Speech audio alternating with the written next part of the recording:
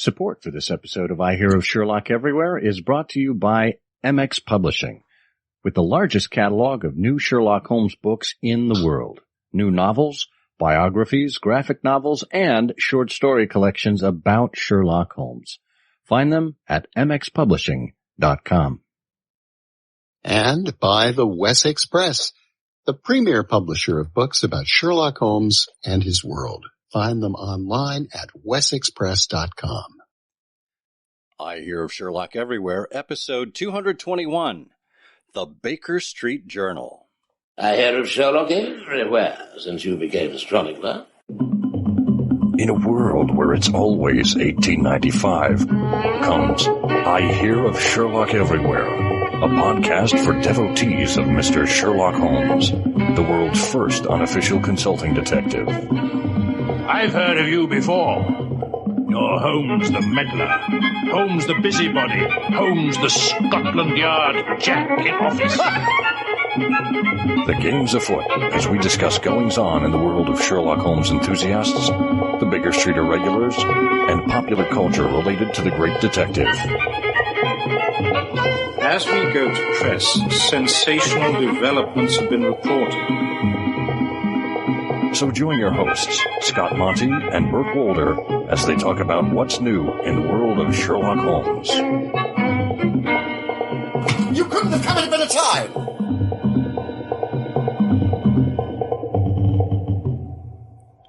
Oh, hello there, and welcome once again to I Hear of Sherlock Everywhere, the first podcast for Sherlock Holmes devotees where it's always 1895. I'm Scott Monty. I'm Burt Wolder. And Burt, do you have all of your issues together? I'm not talking about your psychological issues. I'm talking, of course, about your BSJ issues. I do. I've got them all in front of me like some giant deck of cards, and occasionally I like to shuffle them and read whatever comes to the top. Well, it's got to be something good every time. There is nary an issue without something, many things good about them. And we're going to dig right into that. We should note, just by way of housekeeping here, this is our 221st episode. Can you believe it? We've made it. Now what? I mean, it seems almost anticlimactic, except it's not. It's not. Yes. Well, I'd like to thank all the little people who helped us along the way. Yeah, are you like Jeff Bezos, who's thanking all of the Amazon customers and employees who sent him to space? Oh, yes, absolutely. An employee relations milestone for the year 2021. There you go. Well, you don't have to worry about space here. You can get your Baker Street Journal right here on the ground. And we are going to have some special information about the BSJ. It is, in fact, the prize for this episode's Canonical Couplet. We will give you a year's subscription to the Baker Street Journal if your name is selected at random from all of the winners. So stay tuned after the interview for your chance to win a complimentary year's subscription to the Baker Street Journal. Of course, the show notes for this episode are available at ihose.co/ihose221. All lowercase. That'll take you to our website where you can sign up for email updates. You can leave us a comment there on the show. Or, of course, you can support the show via Patreon or PayPal if that's your thing. But on Patreon, it gives us an opportunity to send out prizes to thank you for being a supporter. For as little as $1 a month, you can help us keep the lights and electrons on here at I Hear of Sherlock Everywhere.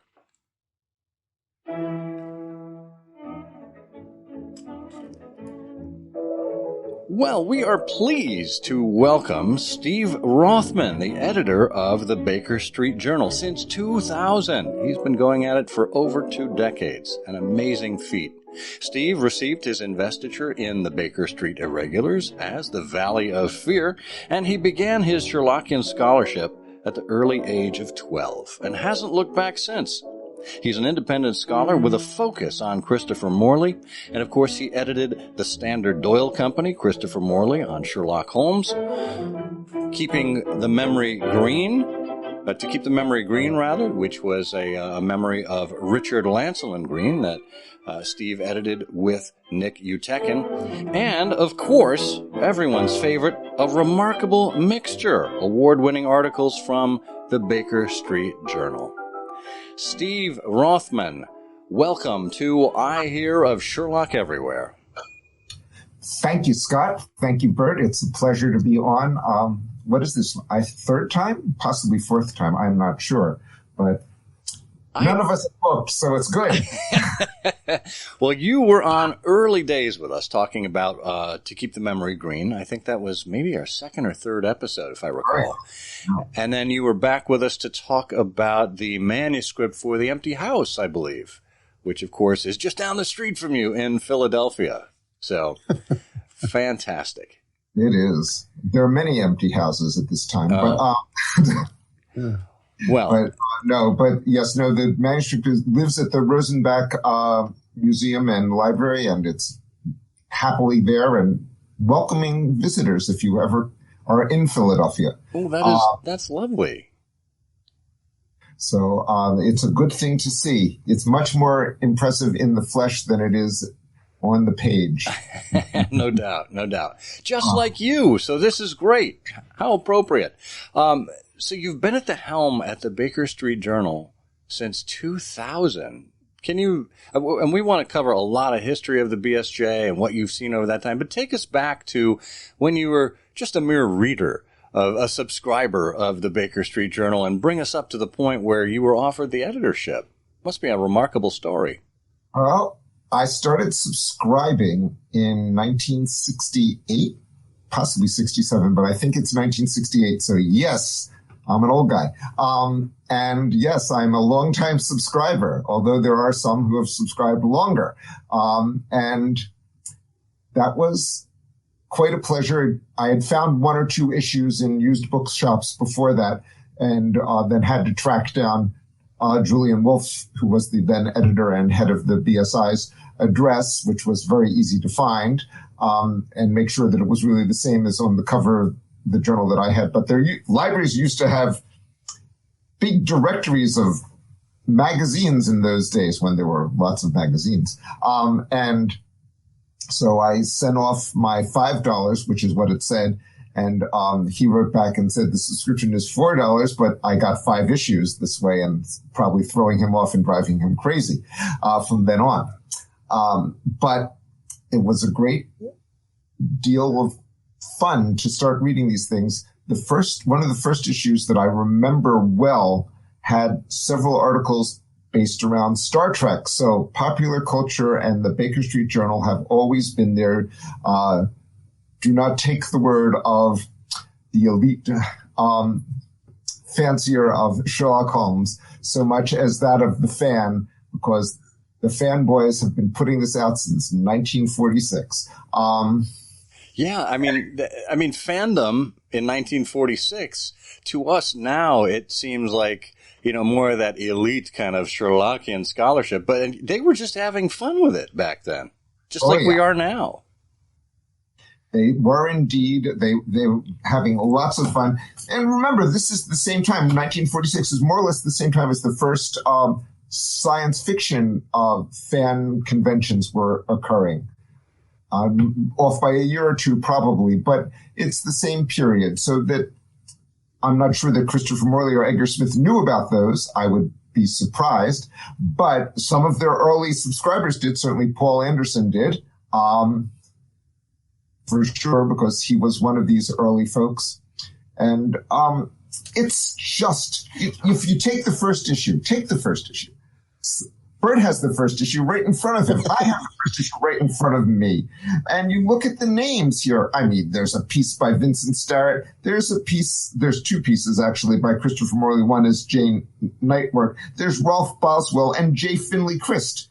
There's Anthony Boucher. There's Lee Wright and Charles Hansen, Herb Starr.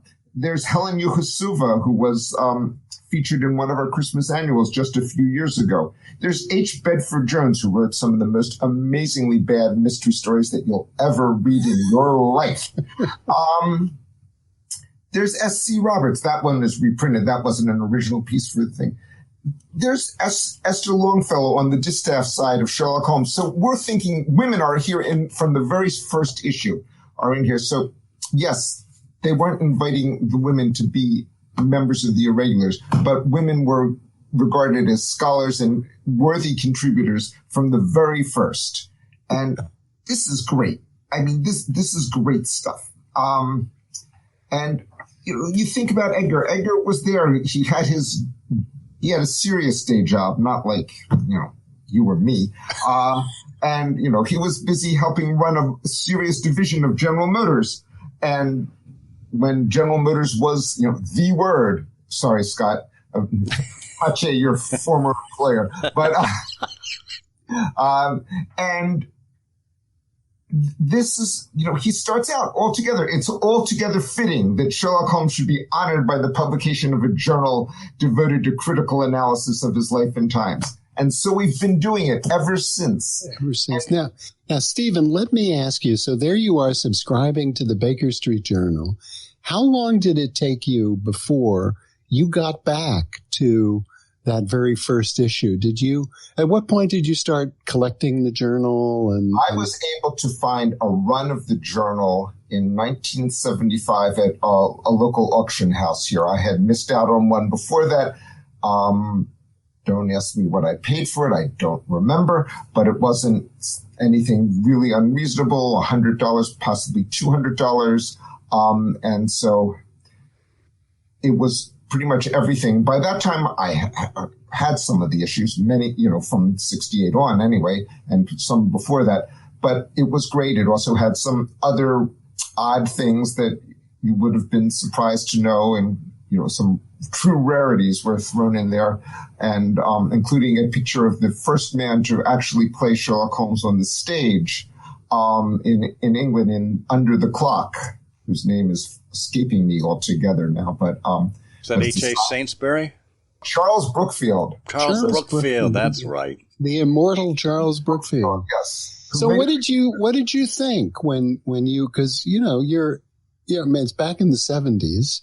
So what did you, other than being really excited, and obviously you wanted this, what did you think when you went back to those very early issues? And when did you learn the whole story I'm just curious, when did you learn the whole story about Ben Abramson and so on? I'm going to explain how I became a Sherlockian, which is different than everyone else's story and makes me possibly the only person born to be the editor of the Baker Street Journal.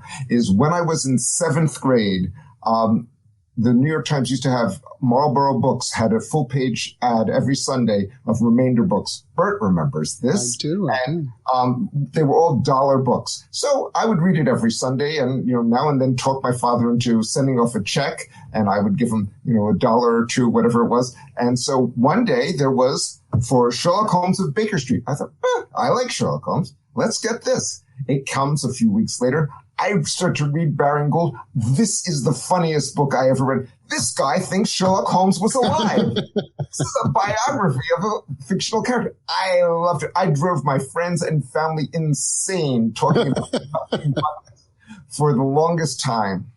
And after that, I had to go to the university libraries, Haverford College Library, which I grew up right near. And they had a number of these books that had come through the Morley brothers, largely, and their friends, and sent them. So I was able to read a lot of the early scholarship there, and I loved it all. I couldn't wait to find more. So when I got the early issues of the journal, I was thrilled. This was my reading for, a month or two. I just read my way through from the beginning, just one a day and pick up the next one. And there we are. Nice to be obsessive compulsive sometimes. Yeah. That's grand. Do you remember things that made an impression on you? Of course, it's so much. You've read and consumed so much. It's hard to, I suppose, to recall the first time you read about tracking down the real address, the real location of 221B, and some of all those seminal explorations that were in the early chronologies struck me as remarkable but boring reading. I still think chronologies are sort of boring. I love them in their own way, but I can't read them in the same way that I read other things. The essays on this stuff were great. The Editor's Commonplace was truly one of my favorite things. And I was already mad about Morley from about the same time I'd found Baring Gould. So that I was delighted to be able to read all these Morley essays that I hadn't read before. And it made me very happy. So, some of the early stuff didn't do as much for me because I didn't know many of these mystery writers who were, written about as, the cat's pajamas in the little comments. And they didn't mean anything. Yes, I'd read one or two Ellery Queens, but I hadn't read a lot of the other people. So it wasn't the same that way. Steve, for our listeners who are not familiar with the origins of the BSJ, we've got this, what is now referred to as the old series, and eventually there was a new series. Can you talk a little bit about that transition and why it even happened? Sure.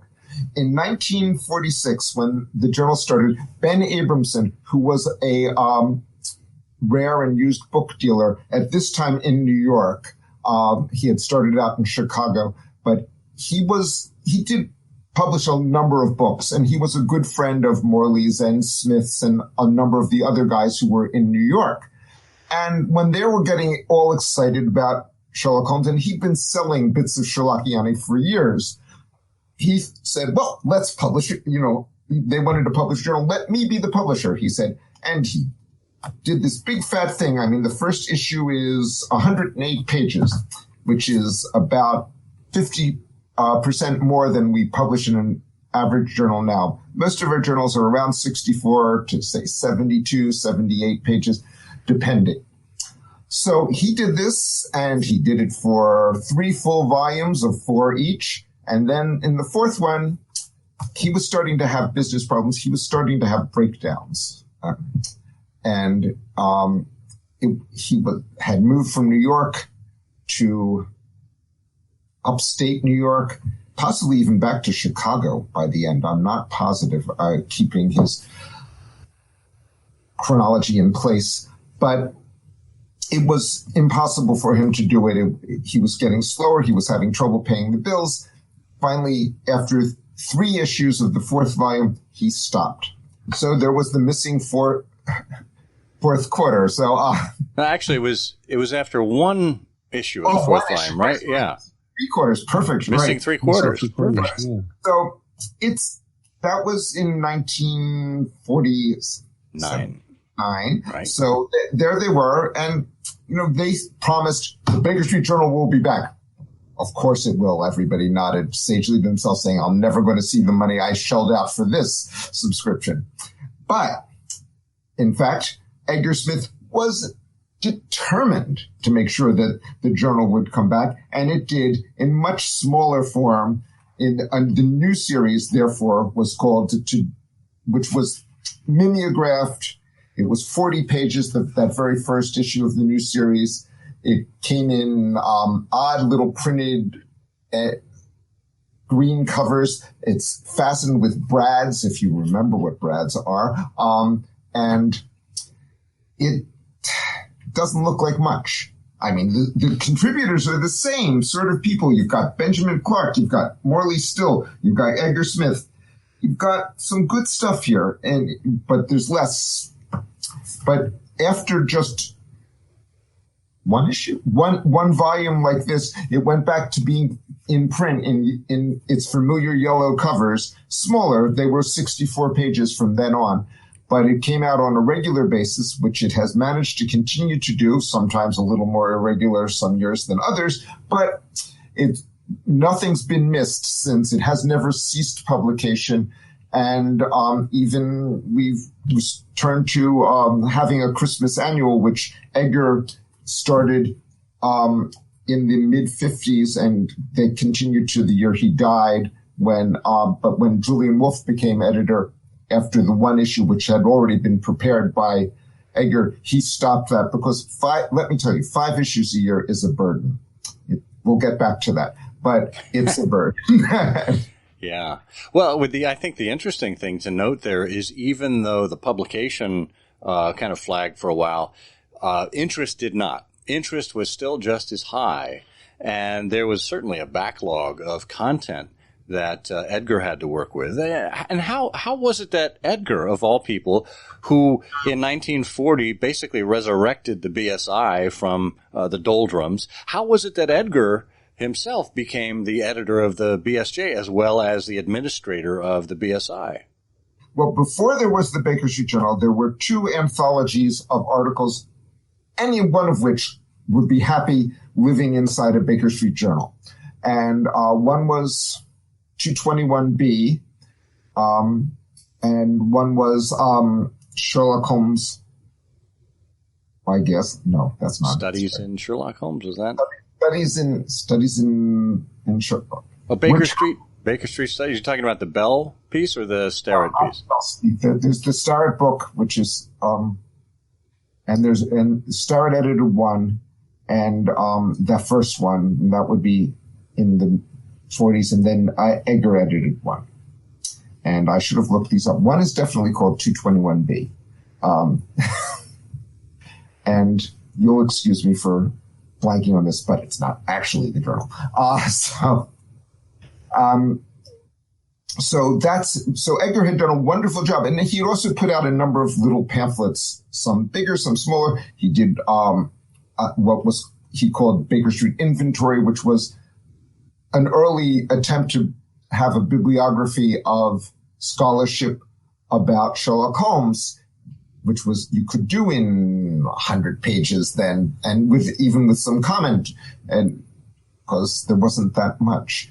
And he wrote various little pamphlets, and he would publish things. He had an imprint that he called the Pamphlet House that published a number of these things and a few other pieces, including like one on world peace by the popular historian Hendrik Willem van Loon. And so that was enough to make him a very qualified, and he was, in fact, an excellent editor. He put together good issues. He was very careful. Later, he did the Limited Editions Club edition of Sherlock Holmes, which is thoroughly edited. As far as I'm concerned, that is the official text of the canon that we use for any quotations in the Baker Street Journal, because it's the BSI edition. And if you have a lot of money, I recommend you buy it. If you have less money, I recommend you look for the Heritage printing of it, because it's handsome, it's good reading, it has wonderful introductions by a number of people that most of whom we've already mentioned. Starrett, Smith, Boucher, Christ, possibly. Anyway, good reading. Yeah. Good stuff.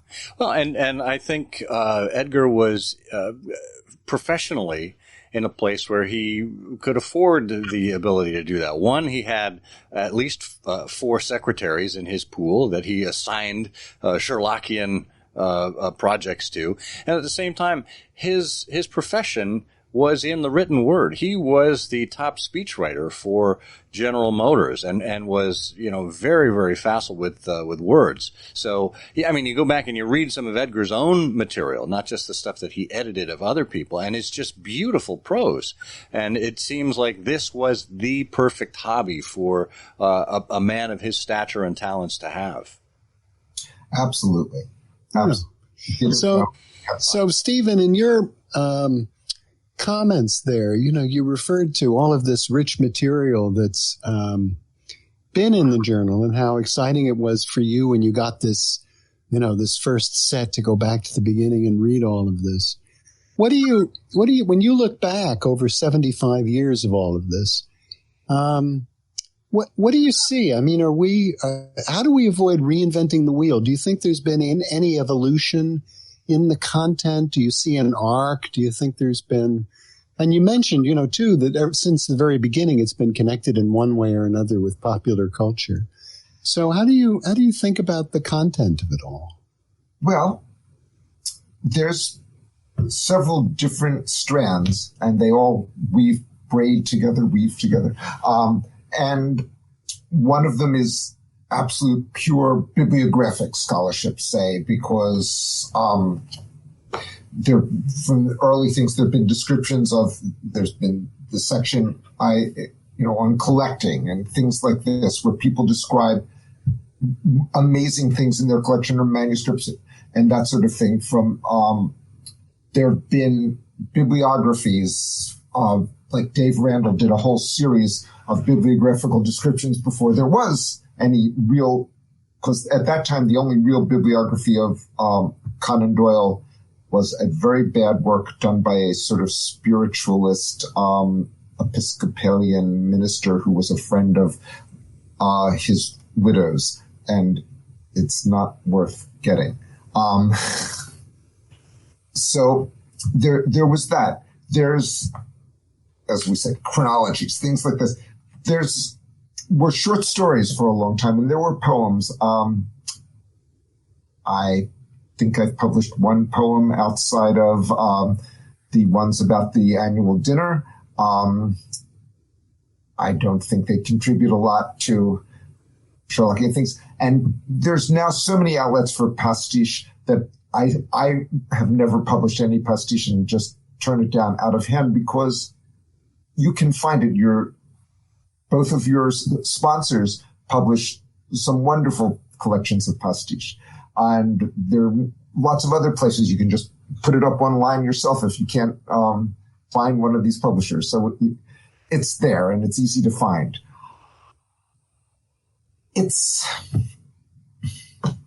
I'm losing my track. So where were we? No. You're completely on track.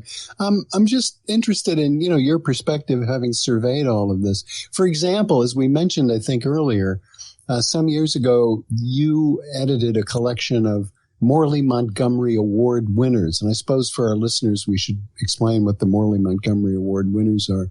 But, I'm curious, in your view, what are the characteristics of those, award winning? And to this day, we're still giving out Morley Montgomery Awards for some, terrific papers. So, to you, what constitutes award winning sort of performance? How do you look at the arc, the history of all the material that's been in the journal? I mean, do you see a progression, or is it? And how do we avoid as writers? How do we avoid reinventing the wheel? Well, the reinventing the wheel part is actually probably easier now than ever before, because A, you can search to see if something's been written before and find out the answer pretty darn fast. And B, you can use those same search engines for searching through the canon to find the threads that you want to write about. And by doing some clever word searches, you can find some great stuff. I've got a piece coming in the autumn issue on music where some of the mentions of music are not ones that people have used before, because clearly, although I haven't asked the author about this, he did just that sort of word search. So yes, when the first canon came out on diskettes, it was that long ago, I got it, and I said to my wife that I was afraid we would see endless sorts of articles on, flowers in the canon, or, colors of bricks, or something truly stupid. We never really did. But first of all, you had, I don't know how many diskettes there were. There were like 20 or more. Maybe it was 30 of them. And you'd have to, keep pushing them in and out of your computer, which was wandering along at 256 baud. And so that's didn't happen. But now we're seeing lots of wonderful things. What really amazes me is how often are you there? Am I frozen? No, you're good. No. Okay. No, you sound fine. Okay, because Scott's frozen. That's why I was wondering. What I see is wonderful new stuff comes along all the time. You Sherlockians, we Sherlockians, you're a clever bunch. People look at things, puzzle about problems that wouldn't occur to me, and sit down and write things now. And they come out and they make connections from their own reading. And, as I often use as a tagline in the Editor's Commonplace book, to a Sherlockian, all things are Sherlockian. And it's true. I mean, you've walked down the street and you've seen an abandoned aluminum crutch, and you know what it means. Right. Exactly. You don't think about someone limping down the street. No, you see an umbrella, and Fillmore is around somewhere. Well, we're going to take a quick break, have a word from our sponsor, and we'll be right back talking with Steve Rothman, the editor of the Baker Street Journal. Stay with us.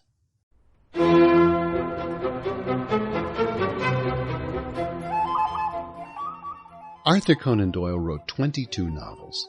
The one he thought his best is an adventure story of knights and chivalry. 20-year-old Alan Edrickson travels the world, encountering bullies, con artists, thieves, a damsel in distress, and two men who become his closest friends. Together they join the White Company, archers and fighters led by the gallant Sir Nigel Loring. Will our hero win the hand of Loring's romantic daughter Maud? Will the chivalrous Prince Edward restore Peter of Castile to his Spanish throne? Published in 1891 and never out of print, The White Company is a tale of pageantry and piracy, heraldry and hope, published now in an exclusive, annotated edition with the original N.C. Wyeth illustrations in blazing color. Don't you owe it to yourself to read Conan Doyle's favorite book? Get the annotated White Company at wessexpress.com.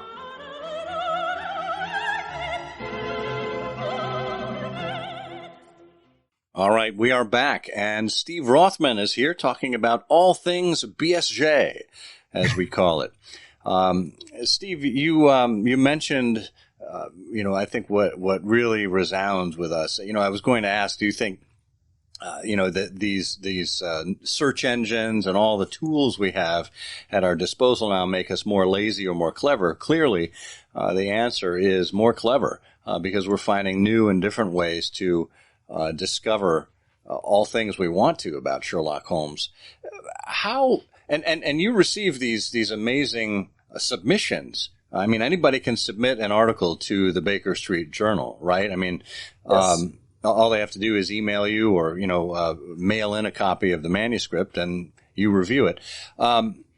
When you look at both the volume and the quality of material you have at your disposal now, how is it trending? It's staying about the same. I usually have enough to be picky, which is good, because that's what an editor has to be, is somewhat picky. I sometimes have things in reserve because I like to try and have some synergy between some of the articles, even if I'm the only person to see that synergy. And just have a few articles that in my mind are related in one way or another, like several articles about Mycroft, or some things about books, or some things about, a story. And because it strikes me as more interesting for the reader, and each one then adds something else to the article that came before it. So that seems to work. But yes, people send in. Now, I do find that when an issue comes out, there will be a small rush of articles as they get to people's doors, or as social media and Facebook and Twitter and things say, I got my copy of the journal today. People will start not only writing, where's my copy, but sending me articles that they've just finished, have had around for years, have submitted to me 3 times before.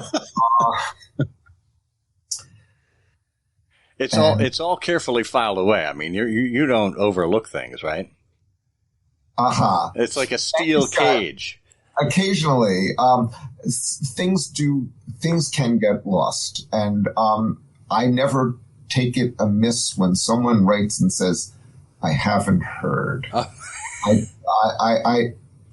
I try and get back to them and to find it, because sometimes if things come in a space, like what happens in January is there'll be a whole lot of things. Unfortunately, shortly after the big irregular weekend, I am Sherlocked out. I'm sure you're Sherlocked out. And I really might not open any of that email for a while. And I'm embarrassed to say, because I need a couple weeks to think about other parts of my life. That's completely understandable. I mean, and you know what? This is great to hear, because now maybe we can get the word out so people don't have this expectation that, you're there as a magical 24-hour turnaround or something like that, People do tend to think that, and I try and explain that we at the Baker Street Journal, I am the entire editorial staff, and Steve Doyle is the entire production staff. Well, he has a little help from Mark Gegan helps him design the covers, but Steve's doing the designing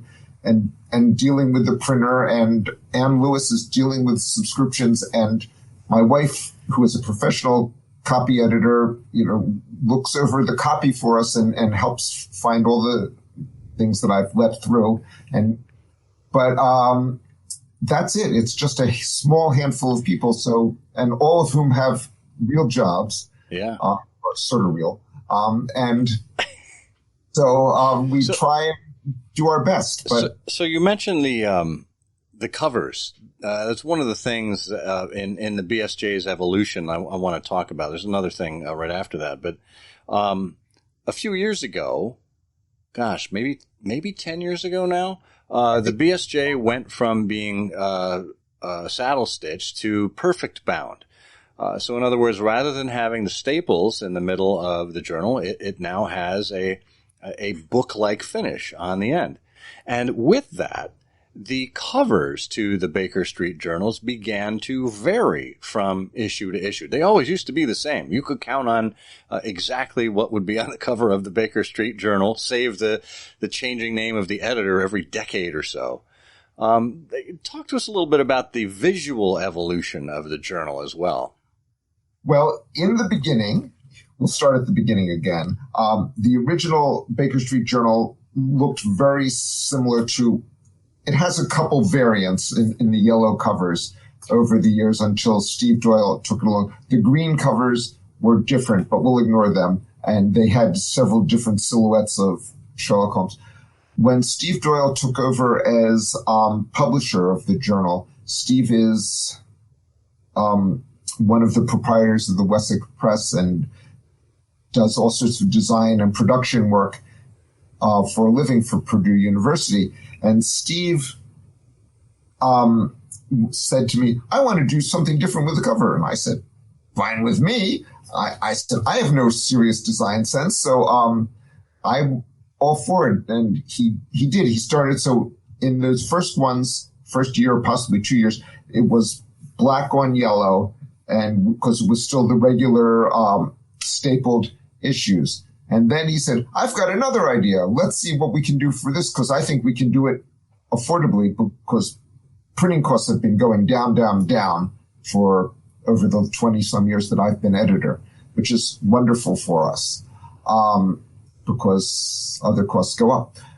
But so he was able to do these color covers, and they're marvelous. They really are. Some of them are very clever. There's one where there's a number of Moriartys on the cover, and there's one with a number of Mycrofts on the cover, and there's some that he's just picked up odd bits of artwork from miscellaneous paperbacks or things like this, and he's got a good clip file of Sherlockian art, and he's been able to use it very cleverly, and it makes wonderful things. The last issue had a pile of various editions of the complete Sherlock Holmes, which was complementing an article by Russell Merritt on the whole history of the complete Sherlock Holmes.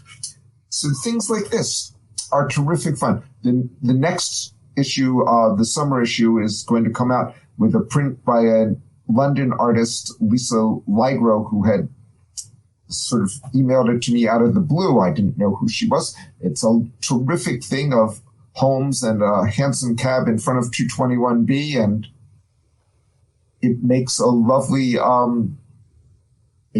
cover. And yeah.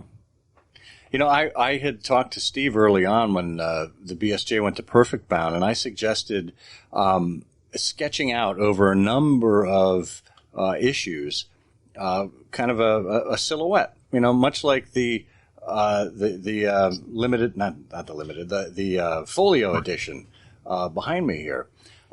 That way, you would ensure people had to get subscriptions, because if they wanted the whole silhouette to appear on their bookshelves, they would have to have a complete run during that time.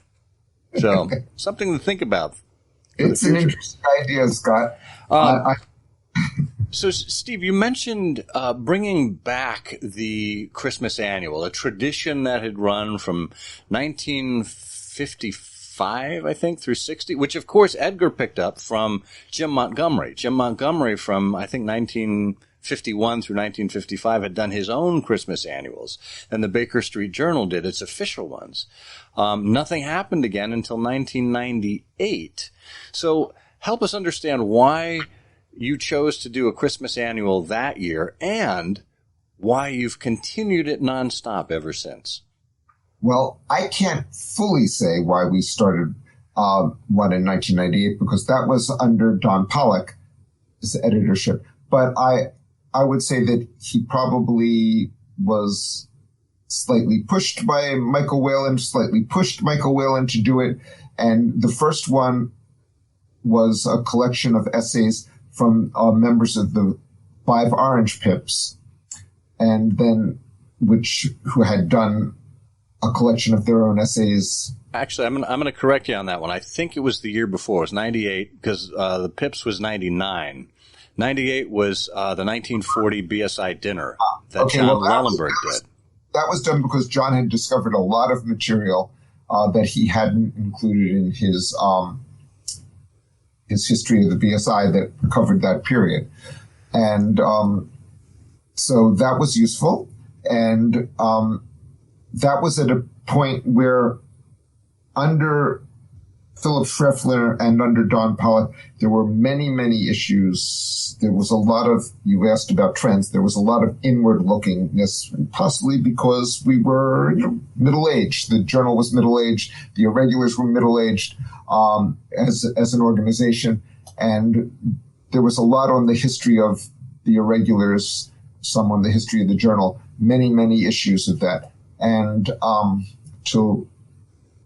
and there still are articles about histories of the Irregulars and things like this.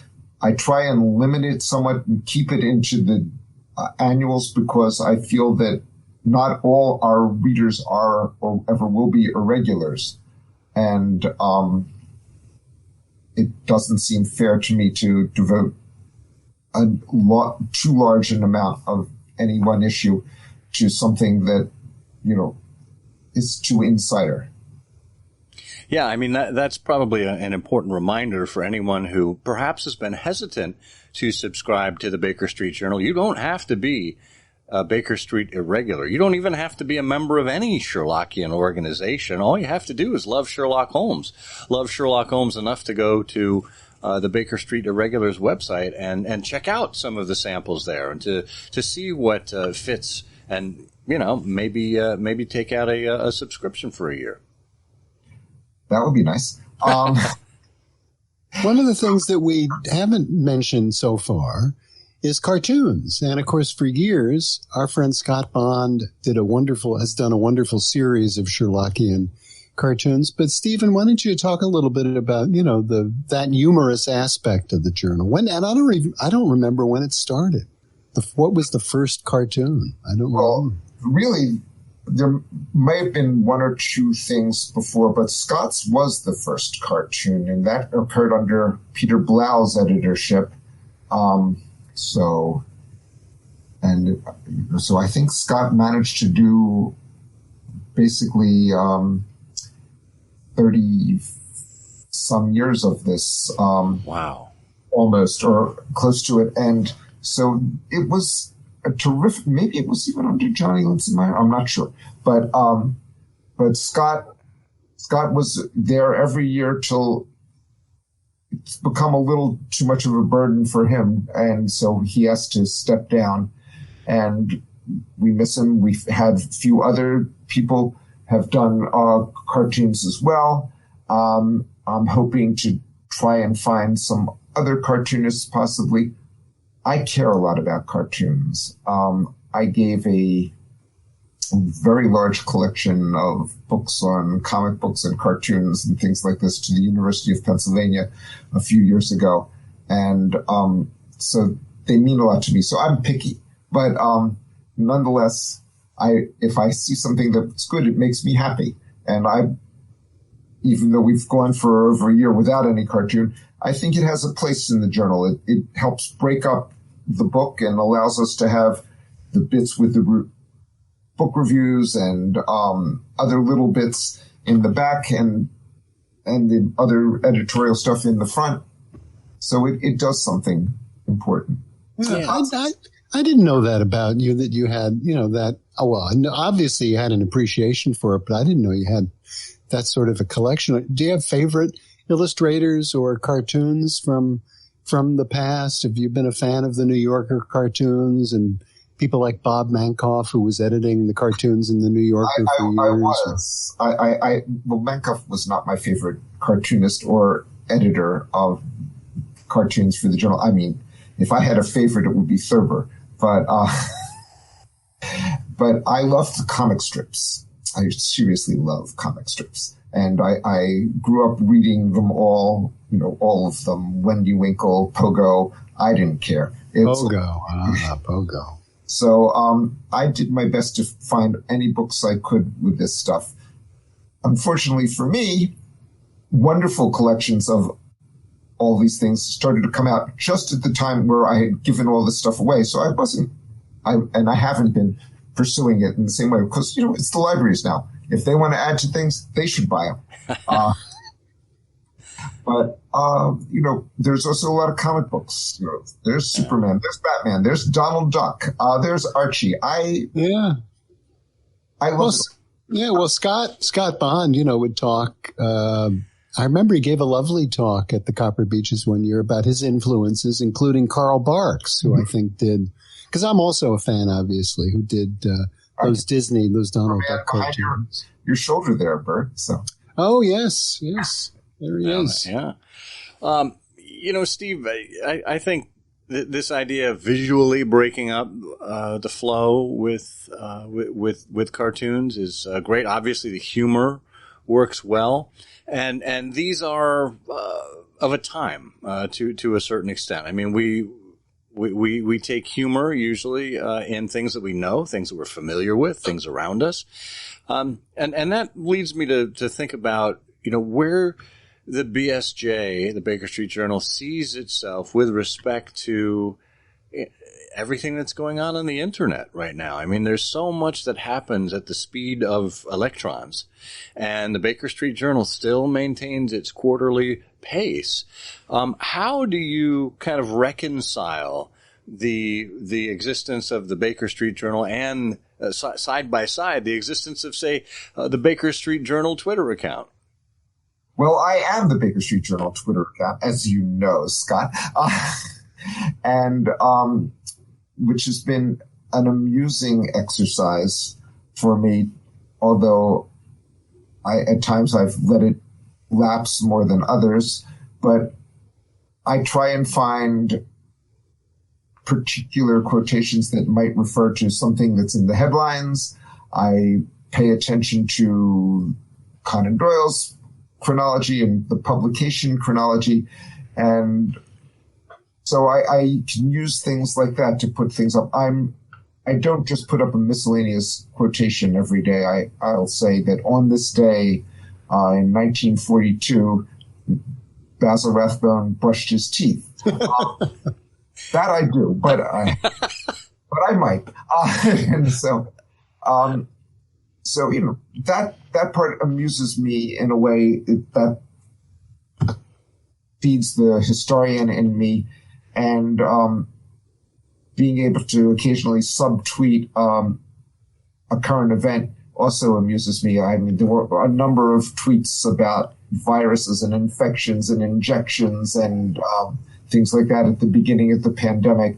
I'm weary of the pandemic, so I'm not looking for anything like that now. We're all weary of the pandemic.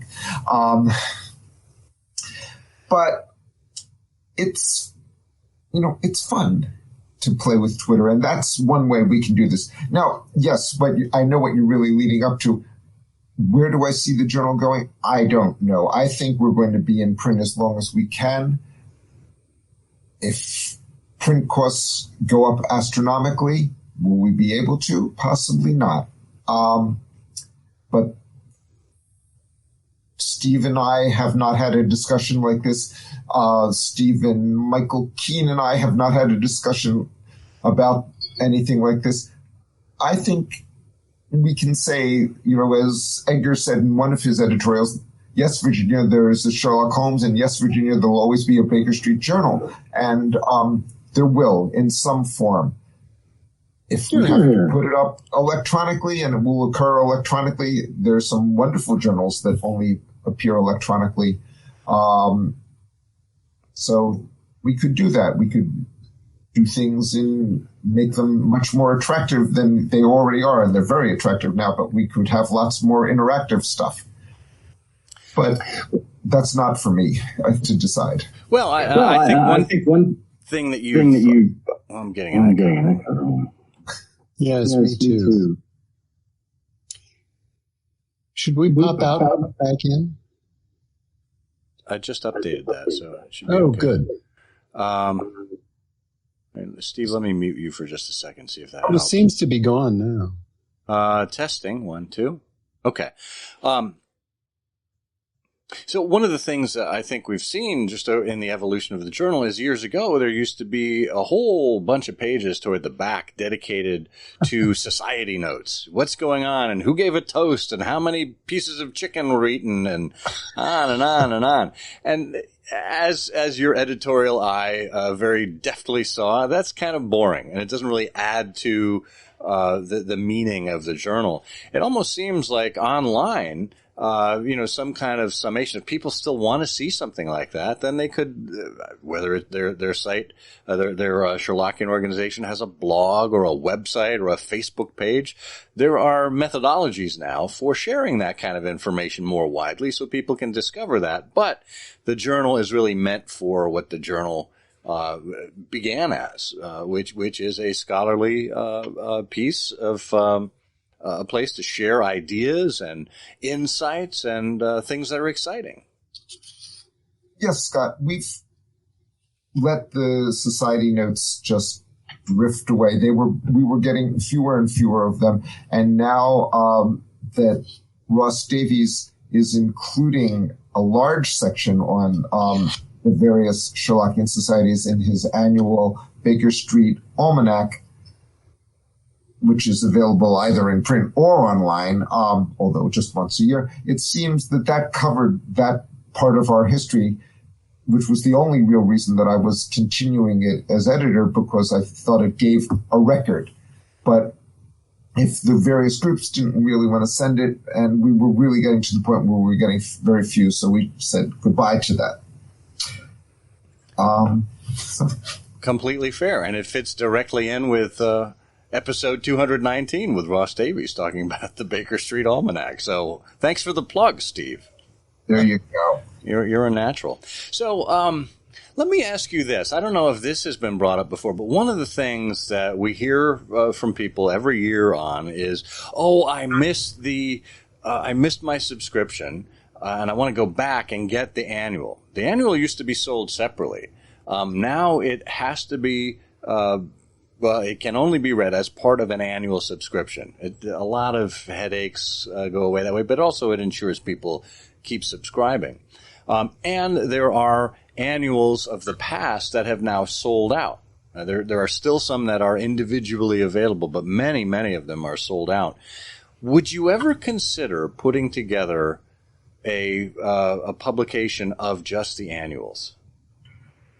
Well, Steve and I have talked about, and possibly may issue some themed collections of annuals. Like there've been a number on theaters and movies and things like that. There've been a number on individuals, and so they fall into a few different groupings, and that might make some sense. There's been a number on just irregular sort of history bits, and I could see doing it that way. To just issue 2 fat books collecting 22, 23 annuals seems kind of cruel to the reader, because you can get miscellaneous stuff. Yeah, well, I think the benefit, coming from an editorial standpoint, is when you have more material to work with, that allows you to see trends, to see themes that begin to pop out, just as you've said, and then it becomes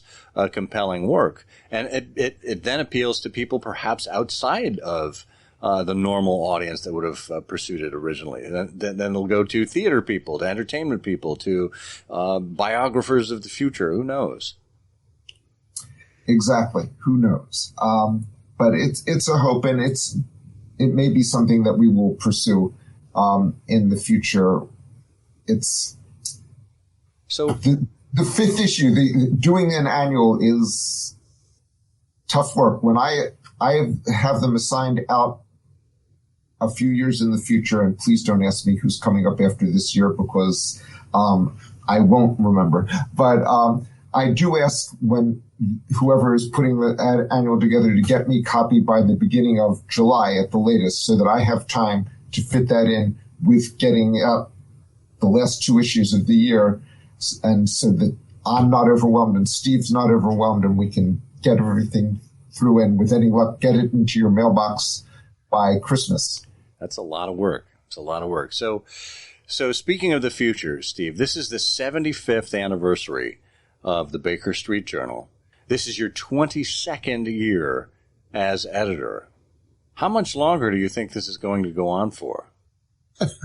Me? Oh, I don't know how long I'm good for. That's a.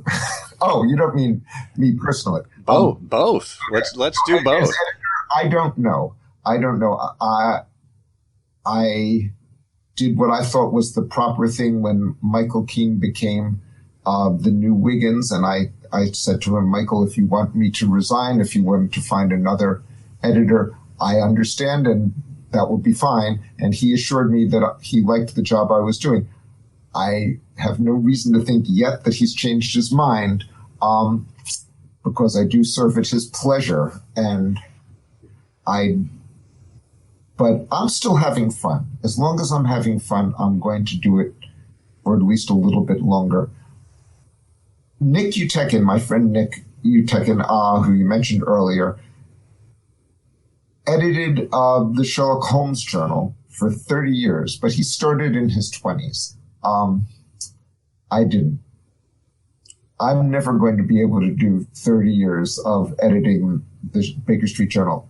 However, I put out many more issues. Nick put out 60. There you go. I mean, I did that 12, in the first 12 years. So, I've now, done whatever, over 100 issues. So, which is, kind of a remarkable thing. And I've done it longer than any other editor, which is also remarkable. Because this is not a job I craved, not a job I sought, not a job I ever saw myself doing. And when I had a call from Michael Whalen in offering it to me, it was in 1999 in the spring, and I said yes, because it was a good time in my life to do it. And I've been pleasantly surprised and pleased, and with the fun I've had, with the friends I've made, with the people I've gotten to know better in the Sherlockian and the irregular communities both. Any regrets? Regrets? Not really, Scott. I think I always think everyone probably thinks they could have done a better job. Than you've done. I probably could have been and possibly should be more aggressive in soliciting manuscripts than I have been, although I do. Some of that, I think I don't really have any regrets. I have, other than what I've done to poor Janice and making her have to listen to Sherlock Holmes even more than she was before. I've enjoyed it. I hope I've done something lasting and meaningful for not just for the BSI, but for the whole wider Sherlockian community. I've tried my best to cover things like the younger Sherlockians and the various online fandoms, phenomenons like the IHOs, like the Baker Street Babes, like all these other groups that are so much going on, these various cons that have happened. I've tried to have people write about things that I don't understand, and it gives me a chance to understand them more. Like cosplay, I don't understand because I don't know why people want to go around dressed up like that, but they do. It makes them happy. This is cool. And so it made me happy to have someone who did this on a semi-professional basis write about it for me. I mean, if I was just writing articles that just appealed to me, they would be on bibliography. They would be on for everybody to cheers. And that's okay. So I don't. I mean, sometimes they come along. I've had some wonderful things. One of the articles that won the Morley Montgomery Award was by Costa Rosakis, who's an amazing collector, talking about determining really what's the first issue of the Beaton's annual, Christmas annual. And he helps having two of them together, and he went around and looked at a lot of others to really determine things. Now, I'm sure many people thought this was the dullest article they'd read yet. They hadn't read the ones on chronology. But I was fascinated by it, and I thought it was a good thing. And I'm not the one who awards the Morley Montgomery Prize, in case you want to know. There's always a board of judges. They change every year. And all I do is give them a short list, but I tell them that they're free to choose among anything that was published that year in the journal, other than the Christmas Annual, because I don't feel it's fair to compare an issue size piece with a 10-page piece. It's, otherwise it would just go to the Christmas Annual every year, and that seems cruel. Yeah. Well, hey, I mean, look, that right there is the perfect ad for the Baker Street Journal. The annual alone makes it worth the price of subscription. But then, of course, you get 4 other issues, too. So, well, Steve, this has been fascinating. I mean, we could obviously sit and talk with you for hours and hours, but nobody wants to hear that. Well, I mean, Bert and I do. But this has been wonderful. Thank you so much, not only for sitting with us and talking with us, but for what you do for the wider Sherlockian community. We are all the richer for it. Well, thank you, Scott. Thank you, Bert. It's been fun. I hope that this will bring some more subscribers. Thank you for letting us publicize the journal and celebrating our birthday this way. And I always enjoy listening to IHOs, and I know you have many, many listeners who do.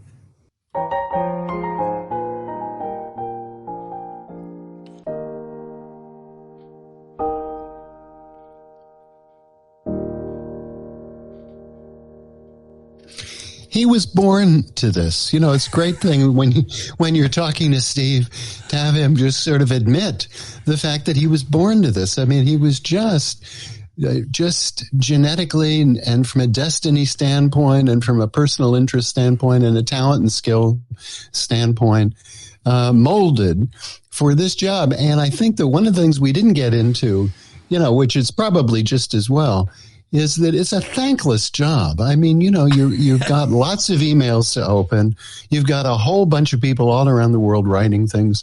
Not all of us, are the next E.B. White or Russell Baker in our essays. And,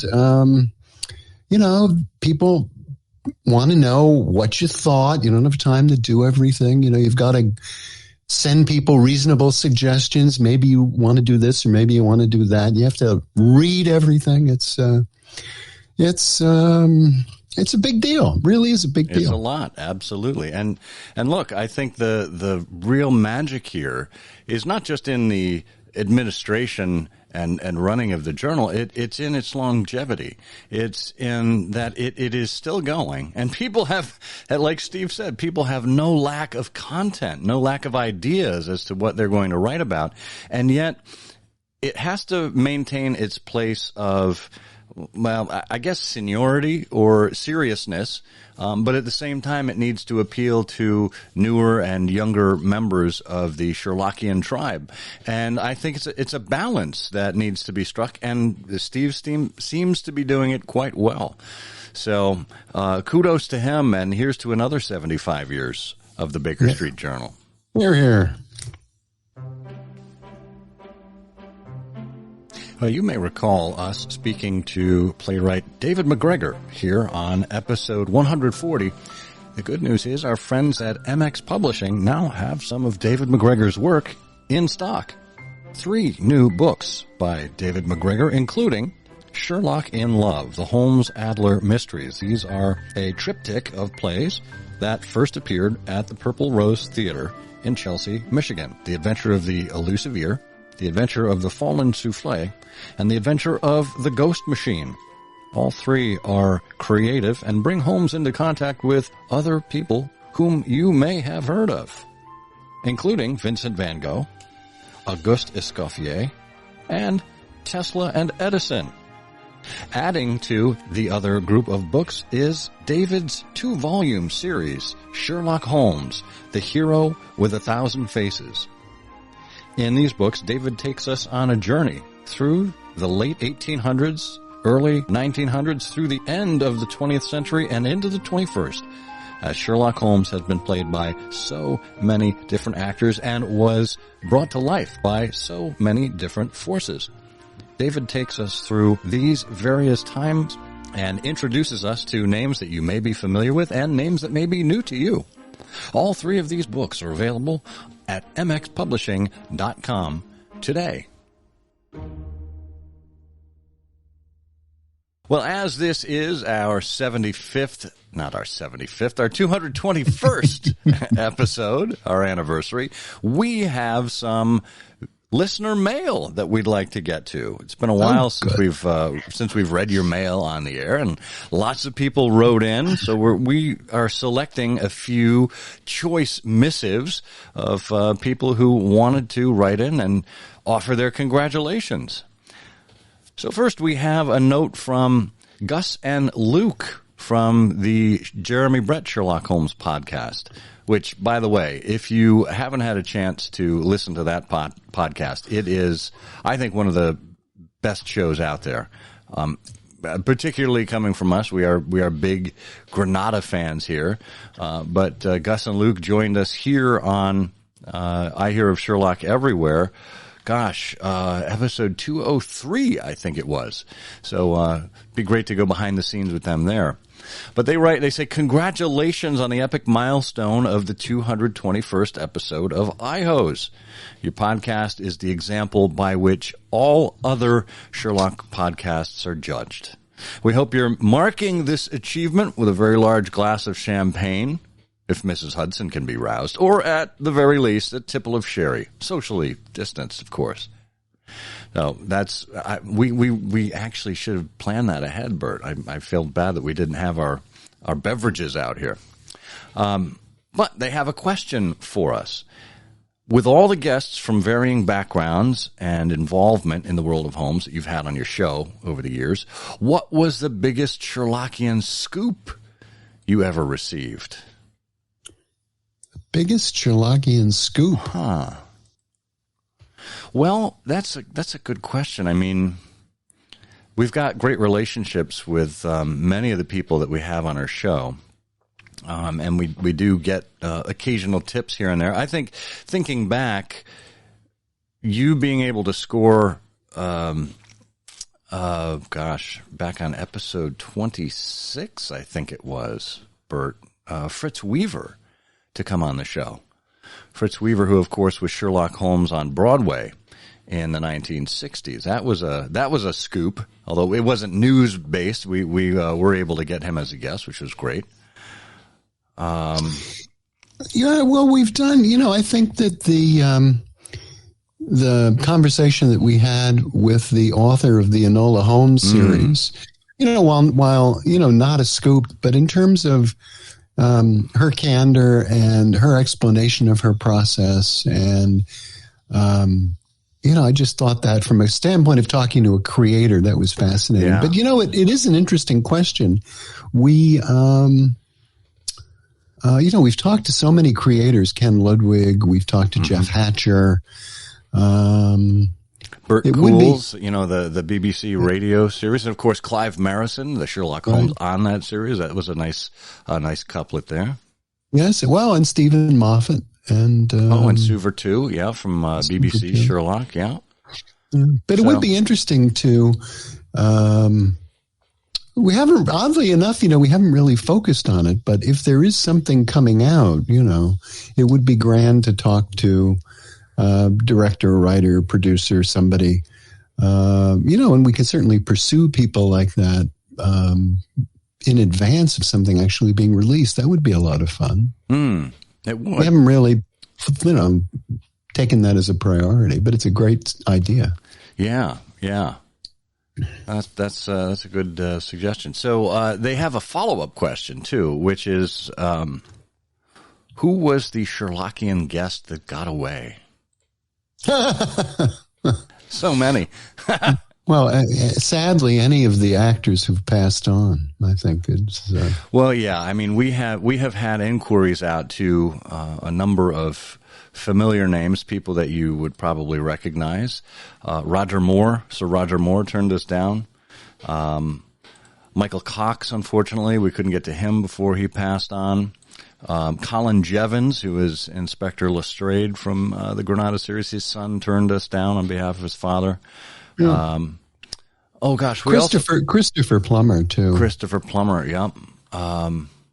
We've been trying for years to get Rebecca Eaton on. Rebecca Eaton, of course, is the executive producer from WGBH in Boston, who brought over the Jeremy Brett Granada series and has shown no interest via her staff in joining us here. And that's unfortunate because we would really like to get the behind-the-scenes scoop there. And Gus and Luke, I'll tell you what, you've actually managed to go down a rabbit hole that we had hoped to go down in a series of interviews we were planning called The Ladies of Granada, where we were hoping to get Barbara Wilshire and Betsy Brantley and a few of those other ladies from that famous photograph with Jeremy Brett. So, hey, if you want to cross-promote and cross-germinate guests, we're happy to do that.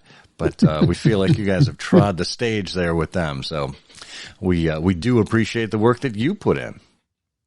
The challenge, I mean, just to underscore the difficulty of some of this, the challenge is that when you're talking to some of these actors, while these performances loom large for us, for them, it's like an afternoon. I mean, it was a 3-day shoot. I had this little role. I had a few lines. In the course of a career, a great many of these people actually, although they're sort of loath to admit it, they don't really remember what, wait a minute. That was before I was 6 months, in Birmingham doing this. And that was after, I remember that, kind of. How did you get it? Well, my agent called me and said, what are you doing Wednesday? And, I mean, that's not everybody, but that's kind of it. Yeah. I mean, certainly when we're, 35, 40 years on from the production, it's a little difficult to remember. So, one other thing I should mention, Gus and Luke, that we had tried to get an interview on the show with Mitch Cullen, the author of A Slight Trick of the Mind, which was the basis for Mr. Holmes with Ian McKellen. Now, at the time, this was back in 2015, Cullen and the producers of that film were being sued by the Conan Doyle estate. And we thought, boy, wouldn't it be great to understand what's happening behind the scenes? Well, no. Lawyers don't like that idea. So we did get a written interview with Mitch Cullen, where, the lawyers could look over his responses before he sent them in. And that was actually very eye-opening. We'll have a link to that in the show notes. But we couldn't get Mitch Cullen on to speak directly, so missed out on that opportunity. We also have an email from Mark Jones. Mark says, hello, Scott and Bert. Congratulations on reaching the canonical 221. iHose is always entertaining, educational, and informative, and a highlight of my listening week. I first found the podcast about 10 years ago and binged it while painting my living room. My wife came in and said, "What the hell are you listening to?" And you've been a regular fixture of my podcast listening ever since. How you have the energy to do this after all these years, I can only marvel. You make me tired just thinking about it. Enjoy the moment, and I look forward to catching up with you in person, hopefully, in January. All the best, Mark. Well, that's great. And Doings of Doyle, Mark's podcast is absolutely terrific. And I just love, in fact, I listened again recently to one of his discussions about Brigadier Gerard, which is always a favorite of mine. How the Brigadier held the king. I think that was about a month ago. How the Brigadier held the king and how the king held the Brigadier. Yeah. That was episode 15 of Doings of Doyle. A lot of fun. They're coming along nicely there. Another fine podcast to listen to if you're collecting Sherlockian podcasts. So, let's see. And finally, we have a note from Madeline Quinones. She says, "Hey, Scott and Bert, I'd been hoping to give you this message through a phone call. Having a difficult time finding quiet time and space in my house. So here's an email instead. I think I've listened to a couple of episodes here and there in the past, but I started seriously listening to the show when you did the Lellenberg tribute.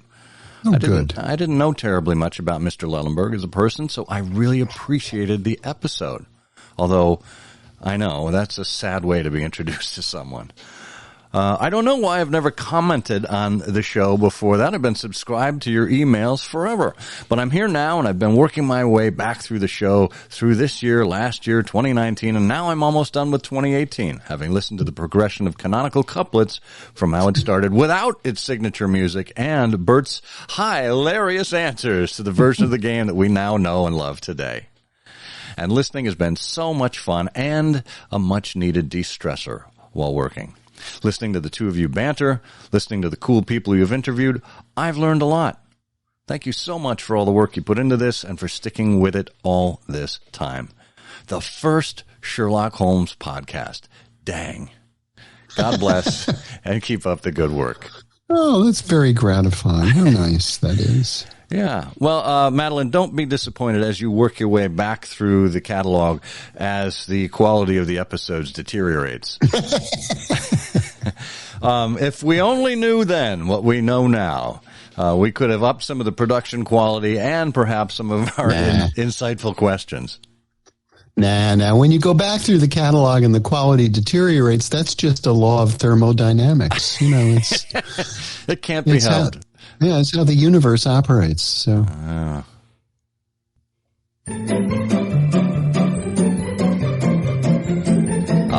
There it is. It's that signature music that everyone knows. Yes, that means it's time for Canonical Couplets, everyone's favorite Sherlockian quiz show, where we give you 2 lines of poetry and expect you to develop the actual name of the story, just out of thin air. Now, if you were with us here last time on episode 220, you will recall that this was the clue we gave. An amateur tenor, charming, only 34. How could his scheme bring England to the very brink of war? Bert, it's all you. No, it's easy. That's an easy one. This is the story that Holmes tells us himself. He's retired in Sussex, and he tells us about a strange infestation of mites at a circus. And that's the adventure he called The Lion's Mange.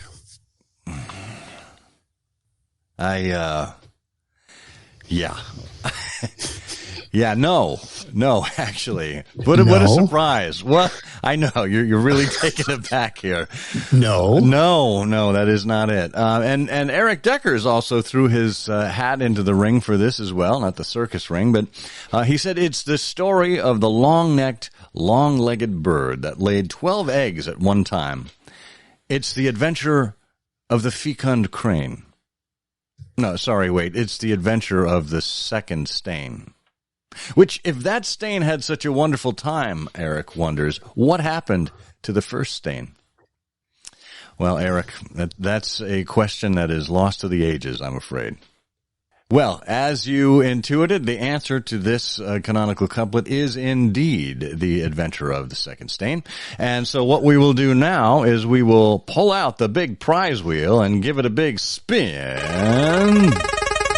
Watching it go around, and it lands on lucky number 35. And we will look into our crystal ball here and see who that was. Why, it is, well, it looks like it's Josh Harvey. Josh, congratulations. We have a lovely gift for you. What is it? I forget what we're giving away last time. Oh, yes, we are going to give you your choice of a book from MX Publishing. They are publishers of Rob Nunn's The Criminal Mind of Baker Street. And, of course, you can have your choice from MX Publishing, one of our sponsors here on the show. So enjoy that. Now, this time around, we mentioned earlier in the show that we are going to give you a year's subscription to the Baker Street Journal. Now, don't worry, if you already subscribe to the journal and you happen to win this episode's canonical couplet, we will renew your subscription for a year. And please make sure you're subscribed to this show as well. We will make sure that you have an additional year of the Baker Street Journal for your reading pleasure. So let's go to the couplet for this episode. The lantern showed a servant squatted on his knees. It seems a housemaid scarpered to a land beyond the seas. If you know the answer to this week's canonical couplet, put it in an email addressed to comment@ihearofsherlock.com with canonical couplet in the subject line. If you are among all of the correct answers and we choose you at random, you will win that Baker Street Journal. Good luck. Well, here we are, Bert. The end of 221. I guess that means 222 is next. You know, you have an ability to predict the future that I find occasionally awe-inspiring. It's only because I'm looking backward. Well, years ago, the Goons on the BBC did which was Peter Sellers, Spike Milligan, and Harry Ziegum, did a song called I'm Walking Backwards for Christmas. Which we will have to play when we get closer to the holidays. There we go. I'll look forward to it. Well, in the meantime, this is the celebratory Scott Monty. And I'm the overly enthusiastic Bert Wilder. And together, for the 221st time, we say, The game's afoot. The game's afoot. I'm afraid that in the pleasure of this conversation, I am neglecting business of importance, which awaits me elsewhere. Thank you for listening. Please be sure to join us again for the next episode of I Hear of Sherlock Everywhere, the first podcast dedicated to Sherlock Holmes. Goodbye, and good luck, and believe me to be, my dear fellow, very sincerely yours, Sherlock Holmes.